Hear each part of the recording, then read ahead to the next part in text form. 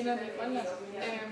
Altså kviksølv kan jo både komme sådan naturligt og unaturligt. Når det kommer naturligt, så er det sådan fra vulkaner, og som vi ved, så er det jo vulkaner op på Grønland. Og der udskiller det så. Men ellers er det jo også fra menneskers forurening.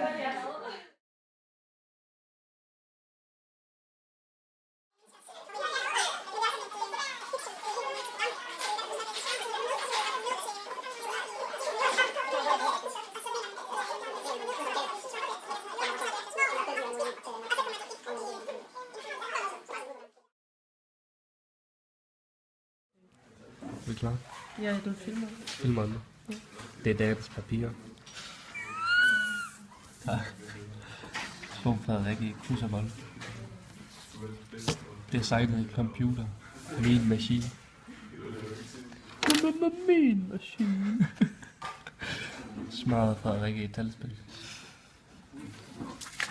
Smadret nogle andre i talspil. Det er deres lorte computer. Okay, hvad laver du? Så spørgsmål om Grønland. Kan du give os et svar på et af spørgsmålene? Ja. Ja, eller så det andet her, der står der, hvorfor hænger Danmark og Grønland sammen? Så har vi skrevet, at Grønland er under Danmark, og at de har et selvstyre. Det var spændende. Lærer du noget af det her? Meget. Det var godt. Jeg tror, vi skal til at skifte over i Maastricht-spor. Men jeg kan ikke engang huske, hvor jeg har ikke fået sat jer i. Jeg bestemte ikke, du ikke video. Nej. Marlene, hvad laver du? Jeg svarer på et spørgsmål om den her. Hvad er det? Det er nogle grafer over havet. Grafer? Over havet? Ja, og deres temperatur. Temperatur på overfladen og sådan. Så er der nogle spørgsmål om noget med artsdiversitet. Artsdiversitet? Artsdiversitet, ja. Spændende. Med noget med klimaforandringer. Hvad er det da? Vi lærer meget af det. Rigtig meget. Smil. Vi bliver kloge. Smil.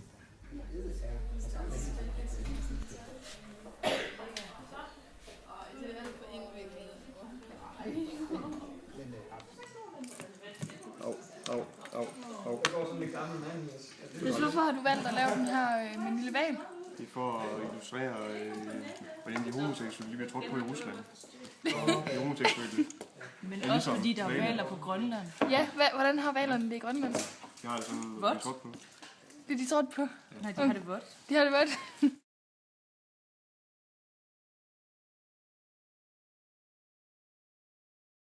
er måske de 3 måneder, hvor der er mest sol i Arktis. Resten af tiden, så vil det fungere som positiv feedback. Fordi du netop siger, så de her skyer, som vi kan se om sommeren, så holder de solen ude. Men om vinteren, eller resten af tiden, så holder de på varmen. Så er de med til at varme det endnu mere op.